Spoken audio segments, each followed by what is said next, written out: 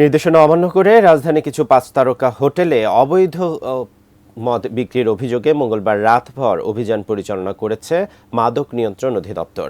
বর্ষবরণের রাতে সংস্থাটির ৮টি টিম বিভিন্ন অভিজাত হোটেলে এ অভিযান চালায়।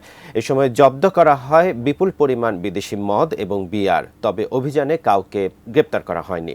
এদিকে নগরীর এসব অভিজাত হোটেল জুড়ে এমন ঘটনার সাথে কর্তৃপক্ষ জড়িত থাকলে তাদেরকেও আইনের আওতায় আনা হবে বলে জানান অভিযানে নেতৃত্ব দানকারী কর্মকর্তা শামীম হোসেন। তিনি বলেন, হোটেলগুলোতে মঙ্গলবার বার বন্ধ থাকলেও বলরুমে ভাড়া দেয় কর্তৃপক্ষ, আর সেখানেই বর্ষবরণের জমকালো আয়োজনের আড়ালে বিক্রি করা হতো মদ।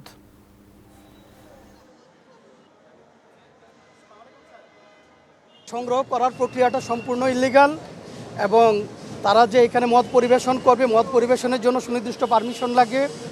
তো টোটাল যে কার্যক্রমটা আছে অ্যালকোহল রিলেটেড, টোটাল কার্যক্রমটাই ইলিগাল ছিল, যার দরুন এই সংক্রান্ত যে যত ধরনের বিদেশি মদ এবং বিয়ার ছিল সেগুলো আমরা জব্দ করেছি।